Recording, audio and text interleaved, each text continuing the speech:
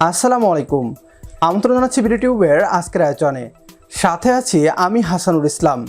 গ্রাম বাংলায় একটা প্রবাদ প্রচলিত আছে, যেখানে বাঘের ভয় সেখানেই সন্ধ্যা হয়। ভারতের বর্তমান অবস্থার সাথে এই প্রবাদটি একেবারেই মিলে যায়। বাংলাদেশ রাফাল যুদ্ধবিমান কিনছে। যে ভয়ে ভারত এতদিন ছিল, ঠিক সেই ভয়টাই সত্যি হলো। ফ্রান্সের প্রেসিডেন্টের বাংলাদেশ সফরকালে এই বিষয়টি নিশ্চিত হয়ে গিয়েছে যে বাংলাদেশ 12টি রাফায়েল যুদ্ধবিমান কিনছে। না, দাবিগুলো আমার নয়, বরং আন্তর্জাতিক মিডিয়া এবং ভারতীয় মিডিয়ার। গত 2 বছর আগে রাফাল যুদ্ধবিমান ভারত ডেলিভারি পাওয়ার পর তাদের মিডিয়া ঢাকঢোল পিটিয়ে বলেছিল, রাফাল এসে গিয়েছে, এবার চীন আর পাকিস্তানকে মজা দেখাবো। আজ তাদের চোখে আতঙ্কের ছাপ। ভারতীয় উপমহাদেশে ভারতের পর বাংলাদেশের বিমান বাহিনী হতে যাচ্ছে রাফাল যুদ্ধবিমানের দ্বিতীয়তম মালিক।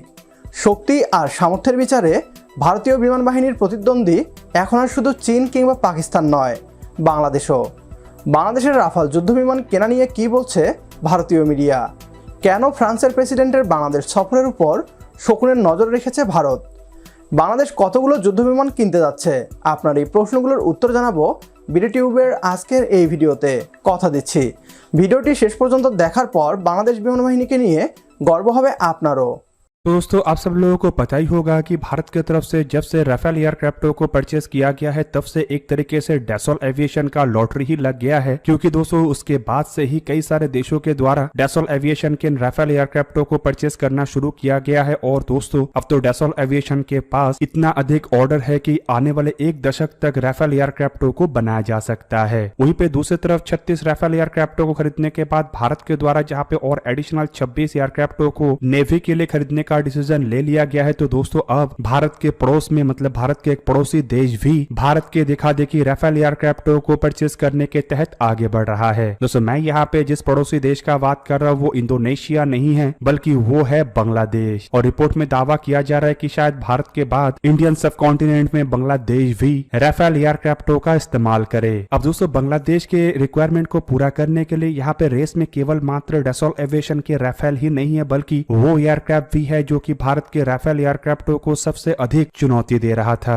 मतलब बांग्लादेश के रिक्वायरमेंट को पूरा करने के लिए फिलहाल राफेल एयरक्राफ्ट और यूरोफाइटर टाइफून एयरक्राफ्टों में झड़प हो रहा है। लेकिन फ्रांस की तरफ से एक तरीके से एक नया दाव चल दिया गया, जिसके बाद बताया जा रहा है कि राफेल एयरक्राफ्टों का शायद संभावनाएं अधिक है। रिपोर्ट में दावा किया जा रहा है कि फ्रेंच प्रेसिडेंट इमैनुअल मैक्रोन के द्वारा तुरंत ही ढाका पहुंचा गया। और दोस्तों, ये किसी भी फ्रेंच प्रेसिडेंट के लिए ढाका का 33वां साल के बाद पहला दौरा था। और इस दौरे को अब ढाका के राफेल एयरक्राफ्टों के खरीदारी के साथ जोड़ के भी देखा जा रहा है। अब दोस्तों, बांग्लादेश असल में अपने बेड़े को फोर्स गोल्ड 2030 के एक प्रोजेक्ट के अंतर्गत मॉडर्नाइज करना चाहता है। और इसके लिए ऑलरेडी बांग्लादेश के द्वारा अपने बेड़े में 16 चाइनीज J7 एयरक्राफ्टों को शामिल किया जा चुका है। हालांकि इसके अलावा साल 2017-18 में बांग्लादेश की तरफ से 8 मल्टी रोल कॉम्बैट एयरक्राफ्टों को खरीदने को लेकर एक टेंडर जारी किया गया है, जिसमें की और एडिशनल 4 एयरक्राफ्टों के भी संभावनाएं हैं। हालांकि दोस्तों, इसके बाद कोविड आने के कारण एक तरीके से बांग्लादेश के जो प्रयास है इसमें थोड़े समय के लिए बाधा तो आया, लेकिन फिर से अब बांग्लादेश के द्वारा अपने फोर्सेस गोल्ड 2030 को आगे बढ़ाया जा रहा है। दोस्तों, बांग्लादेश की तरफ से जब से अपने बेड़े में नए एयरक्राफ्टों को शामिल करने का इरादा बनाया गया है, तब से भारत की तरफ से भी एक प्रयास के अंतर्गत बांग्लादेश के सामने अपने कुछ हथियारों का ऑफर रखा गया था। लेकिन बांग्लादेश की तरफ से फिलहाल यूरोपियन एयरक्राफ्टों की तरफ अधिक तवज्जो दिया जा रहा है।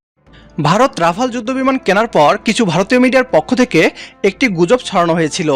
ফ্রান্সের কাছ থেকে ভারত এই শর্তে রাফাল যুদ্ধবিমান কিনেছে যেন ভারতের অন্য কোনো প্রতিবেশী দেশের কাছে তা বিক্রি না করে ফ্রান্সের পক্ষ থেকে রাফাল যুদ্ধবিমান বাংলাদেশকে অফার করার মধ্য দিয়ে প্রমাণ হলো এটি মিথ্যা ছিল। হয়তোবা চীন কিংবা পাকিস্তান যাতে না পায় এই রাফাল যুদ্ধবিমান, এই শর্তটি রেখেছিল ভারত। এমনিতেও ফ্রান্স ওই সমস্ত দেশের কাছেই হাতিয়ার বিক্রি করে যে দেশগুলো ফ্রান্সের দীর্ঘমেয়াদী বন্ধুর তালিকায় থাকে।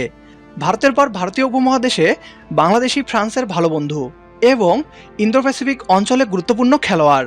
ভারতীয় উপমহাদেশের সামরিক শক্তিতে এখন আর শুধু ভারত পাকিস্তান নয়, বাংলাদেশকেও আগামী 6-7 বছরের মাঝে হিসাবে ধরতে হবে। প্রিয় দর্শক, অর্থনীতির পাশাপাশি সামরিকভাবেও এগিয়ে যাচ্ছে বাংলাদেশ।